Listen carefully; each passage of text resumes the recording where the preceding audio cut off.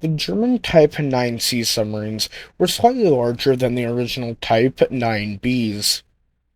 The U-505 had a displacement of 1,120 tons, or 1,100 long tons when at the surface, and 1,232 tons, or 1,213 long tons, while submerged. The U-boat had a total length of 76.76 meters, or 251 feet 10 inches, a pressure hull length of 58.75 meters, or 192 feet 9 inches, a beam of 6.76 meters, or 22 feet 2 inches, a height of 9.60 meters, or 31 feet 6 inches, and a draft of 4.70 meters, or 15 feet 5 inches. The submarine was powered by two MAN M9V 4046 supercharged four-stroke 9-cylinder diesel engines, producing a total of 4,400 PS for use while surfaced.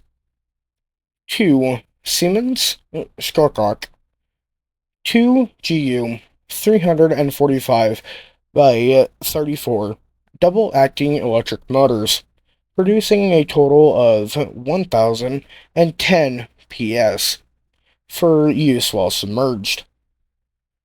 The U-boat had two shafts and two 1.92 meters or 9-foot propellers.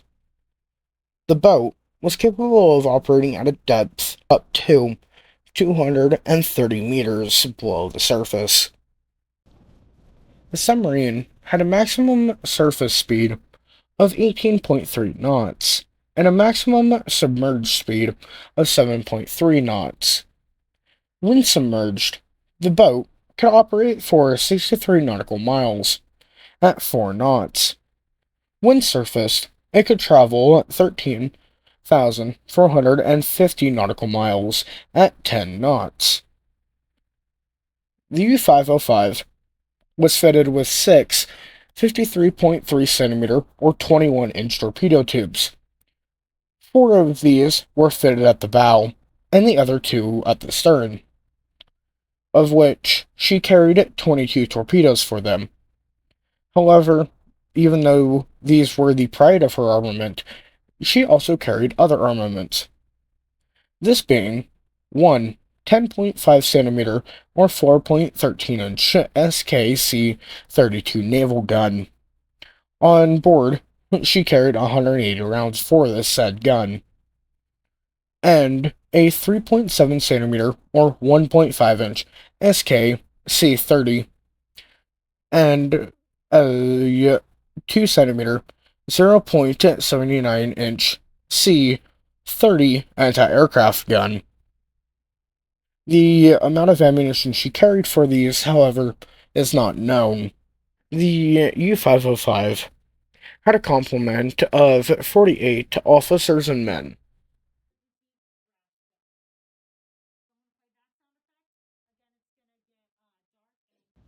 The keel of U-505 was laid down on the 12th of June 1940 by the Duchy wharfed in Hamburg, Germany, as yard number 295.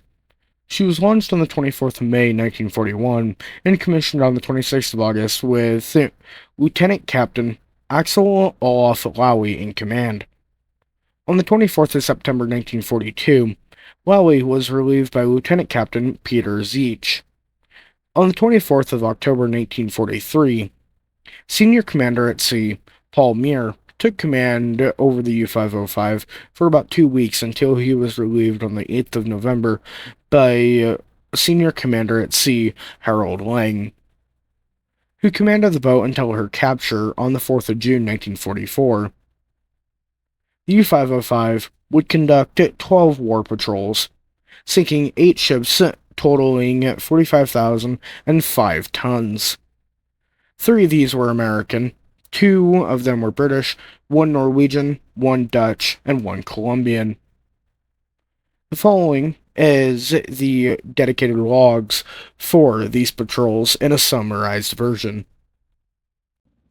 The U-505 was assigned as an operational boat to the 2nd U-boat Flotilla on the 1st of February 1942, following training exercises with the 4th U-boat Flotilla. From the 26th of August 1941 to the 31st of January 1942. She began her first patrol from Kiel on the 19th of January while still formally undergoing training. For 16 days, she circumnavigated the British Isles and docked at Orient in occupied France on the 3rd of February. She engaged no enemy vessels and was not attacked. The U-505 would leave Orient on the 11th of February 1942 on her second war patrol. In 86 days, the ship traveled to the west coast of Africa, where she sank her first vessels. In less than 1 month, the U-505 sank 4 ships: the British Benamar, the Norwegian Seedhav, the American West Irmo, and the Dutch Alphaka, for a total of 25,041 gross registered tons. On the 18th of April, U-505 was attacked by an Allied aircraft in the mid-Atlantic, but suffered little damage. The U-505 would begin her third war patrol on the 7th of June 1942, after leaving her home port of Orient. She would sink the American ships Sea Thrush and Thomas McKen, and the Colombian Eurus in the Caribbean Sea. Eurus was a sailing ship belonging to the Colombian diplomat, and its sinking was one of a long series of incidents that gave Colombia political grounds to declare war on Germany a year later. U-505 then returned to Orient on the 25th of August after 80 days on patrol without being attacked. The U-505's fourth war patrol sent her to the northern coast of South America. She left Orient on the 4th of October 1942 and sank the British vessel Ocean Justice off the coast of Venezuela on the 7th of November. On the 10th of November, near Trinidad, U-505 was surprised on the surface by a Lockheed Hudson Maritime Patrol aircraft from the No. 53 Squadron of the Royal Air Force, which made a low-level attack, landing a 250-pound or 110-kilogram bomb directly on the deck from just above water level. The explosion killed one watch officer and wounded another in the conning tower. She also tore the anti-aircraft gun off its mounting and severely damaged the ship's pressure hull. The aircraft was hit by fragmentation from the bomb's explosion and crashed into the ocean near U-505, killing all aboard. With the pumps inoperative and water flooding the engine room in several places, Lieutenant Captain Zeech ordered the crew to abandon ship, but the technical staff, led by Chief Petty Officer Otto Fricke, insisted on trying to save her. The vessel was made watertight after almost 2 weeks of repair work. After sending the wounded watch officer to the supply submarine Milk Cow, or the U-462, U-505 limped back to Orient on reduced power. After 6 months in Orient for repairs, U-505 started her 5th war patrol. She left Orient on the 1st of July 1943 and returned after only 13 days, after an attack by 3 British destroyers that had stalked her for over 30 hours. While U-505 was not badly damaged in this encounter, she had to return to France for repairs.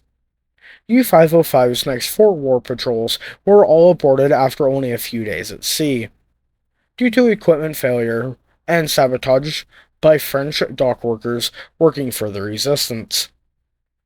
Faults found included sabotage, electrical and radar equipment, a hole deliberately drilled in a diesel fuel tank, and faulty welds on parts repaired by French workers. This happened so many times that it became the butt of jokes throughout the base at Orient.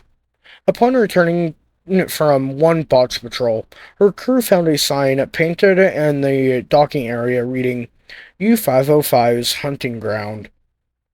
At a time when many U-boats were being sunk, U-505's commander, Lieutenant Commander Zeech, overheard another U-boat commander joke, "There is one commander who will always come back, Zeech." After 10 months in warrant, the U-505 would depart for her 10th war patrol, seeking to break her run of bad luck and bad moral. British destroyers spotted her east of the Azores on the 24th of October 1943, not long after crossing the Bay of Biscay, and she was forced to submerge and endure a severe death charge attack. Zeech would commit suicide in the submarine's control room, shooting himself in the head in front of his crew. First Watch Officer Paul Mayer took command and returned the boat to port with minimal damage. Mayer was absolved from all blame by the Kriegsmarine for the incident. Zeech is recorded as the only known submariner during the war to commit suicide underwater in response to the stress of a prolonged depth charge attack. The U-505 was placed under the command of Senior Lieutenant at Sea Harold Lang. U-505's 11th patrol began on Christmas Day 1943. She again returned early to warrant on the 2nd of January 1944, after she rescued 33 crew members from the German torpedo boat T-25, sunk on the 28th of December by British cruisers off the Bay of Biscay. U-505 took part in Wolfpack at Hela from the 28th of December 1943 until the 1st of January 1944 while on this patrol.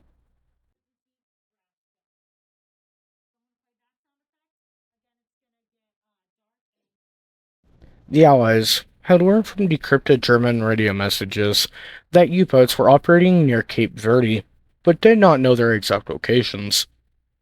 The United States Navy dispatched Task Group 22.3 to the area. This task group was a hunter-killer group commanded by Captain Daniel V. Gallery.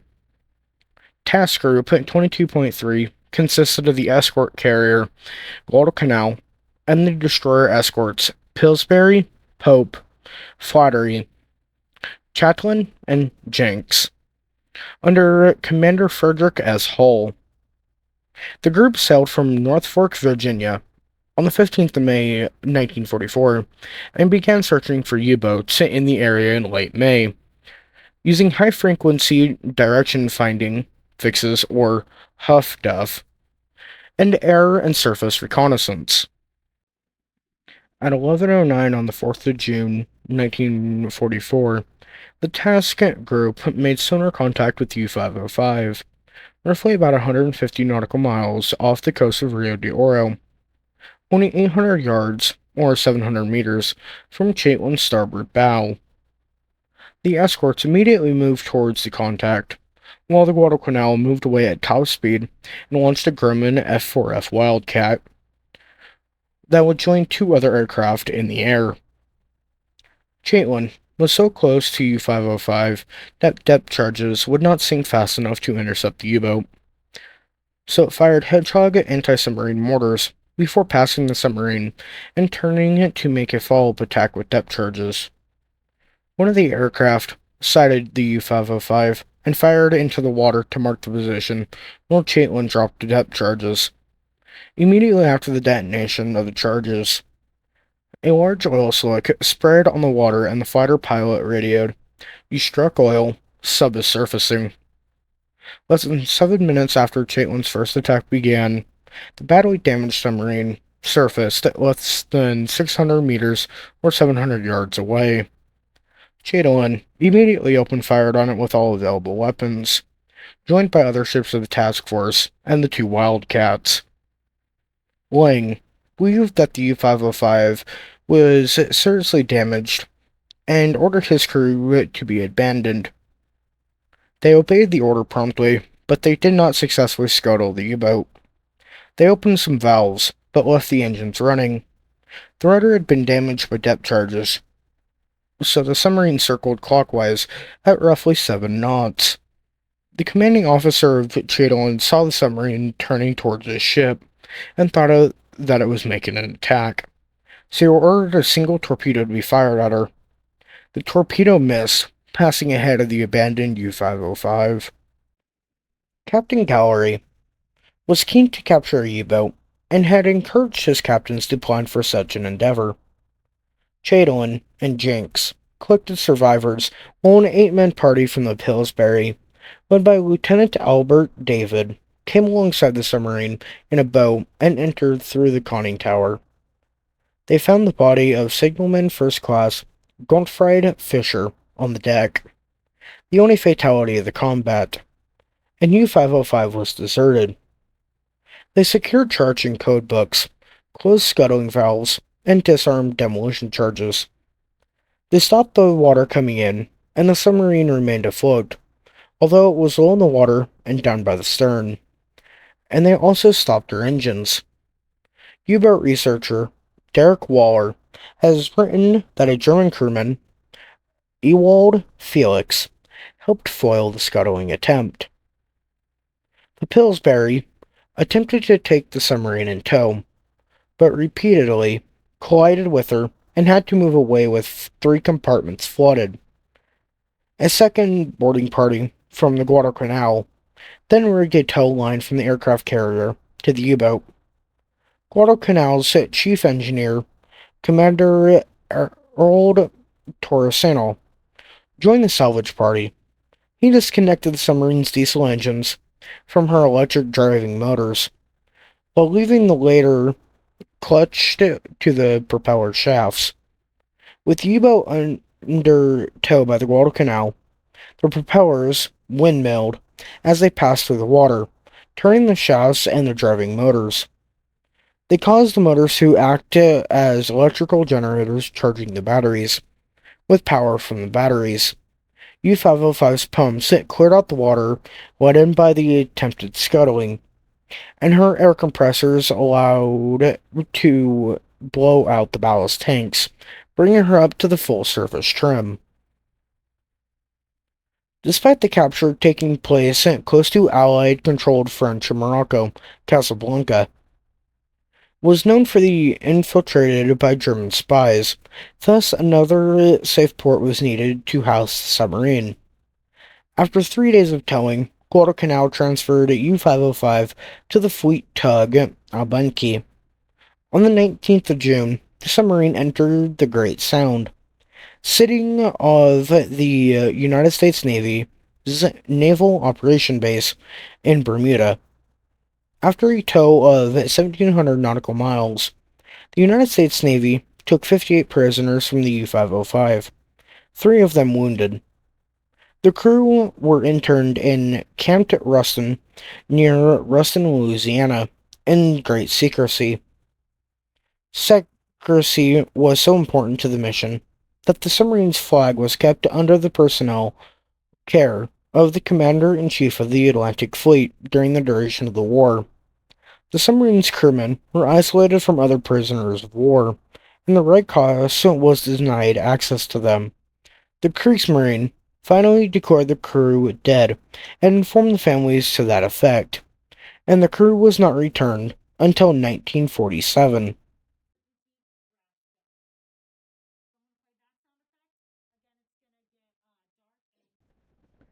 The United States Navy kept the U-505 at the United States Naval Operating Base of Bermuda, and Navy intelligence officers and engineers studied her intensively. To maintain the illusion that she had been sunk rather than captured, the U-boat was painted to look like a United States Navy submarine, and renamed the USS Nemo. At the end of the war in Europe, the U-boat was used to promote e-war bond sales as part of the mighty 7th War Loan Drive. Anyone who purchased a bond could also purchase a ticket to board and inspect her. In June of 1945, the U-boat would visit New York City, Philadelphia, and Baltimore. Captain Gallery was present for the opening of the exhibit in Washington, D.C. The Navy had no further use for the U-505 after the war. Experts had thoroughly examined her in Bermuda, and it was moored direct at the Portsmouth Navy Yard. So the Navy decided to use it as a target for gunnery and torpedo practice until it sank. In 1946, Rear Admiral Gallery, who opposed the Navy's plans for the U-505, told his brother, Father John Gallery, about his plan, and Father John contacted President Lennox Orr of Chicago's Museum of Science and Industry to see if they would be interested in her.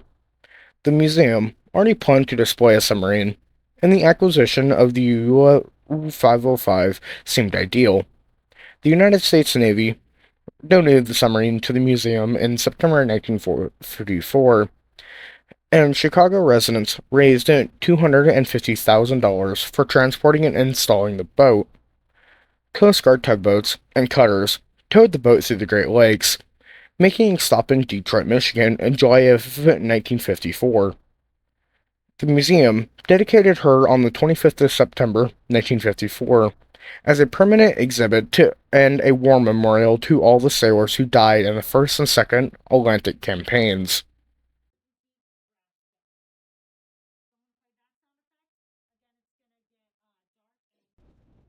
Nearly every removable part had been stripped from the boat's interior by the time it went to the museum. The U-boat was in no condition to serve as an exhibit, so the museum director, or asked for replacements from the German manufacturers who had supplied the boat's original components and parts. Admiral Gallery reported in his autobiography, Eight Bells and All Is Well, that every company supplied the requested parts without charge. Most included letters to the effect that the manufacturers wanted her to be a credit to German technology. A reunion was held at the museum in 1964, 20 years after the ship's capture, where Admiral Gallery returned to laying some binoculars from the U-boat that had belonged to him. The Navy had removed the periscope and placed it in a water tank used for research at its Arctic Submarine Laboratory in Point Loma, California. At that point, it was forgotten. It would resurface when the lab was demolished in 2003, and the Navy donated it to the museum to be displayed along with the submarine. By 2004, the U-boat's exterior had suffered noticeable damage from the weather, so the museum moved her to a new climate-controlled location underground next to the MSI in April 2004. They would restore it and reopen her to the public in the 5th of June 2005. In 2019, the museum refurbished the submarine, restoring her to be closer to her original condition. Also, a special exhibit with many additional artifacts from the submarine was opened in the general admissions section of the museum.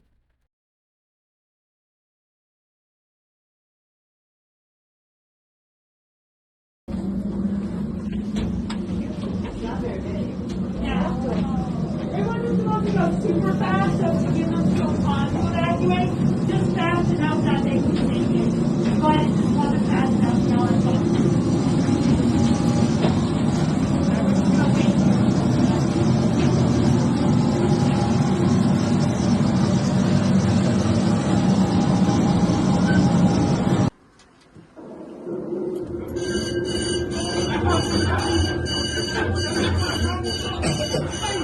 Now, crash dive is an emergency. They need to get underwater as fast as possible. So they open up the ballast tanks, but they also have the off-duty men jump into the forward torpedo room and dogpile on top of each other to weigh the front of it down.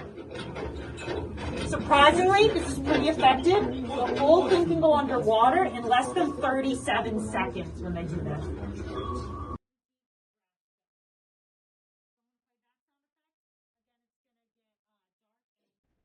Captain Gallery would recount the capture of the U-505 in a 1951 memoir, Clear the Decks. Gary Moore would recount a dramatized story of the captured crew in his 2006 historical fiction book, Playing with the Enemy. Hans Goldbar would recount the story of the boat's patrols and her crew in his 2005 memoir, Steel Boats, Iron Hearts, a U-boat captain's life aboard U-505. There would be multiple movies and as well books written and produced about this ship, and, well, to this date, the museum is still open, so you guys can go visit that. I want to thank everybody for watching, and I hope you did enjoy. I want to also thank you all for the support that you guys have shown the channel through these past couple years. And I cannot have done it without the support that you guys have shown me. I want to also thank a good friend of mine that was actually mentioned in the video itself. I will not be mentioning his name or his actual name here. So I hope you guys did enjoy the stuff that he managed to actually give to me, so that way I could make this video. And this video was actually made upon his request. So with that, again, I hope everybody enjoyed. I really do. And if you haven't already, please hit the subscribe button, ring the notification bell, hit the like button on the video if you did enjoy it, and leave a comment down below if you have any questions, concerns, or requests. And with that, I hope everybody has a fabulous day, and I will see you in the next one.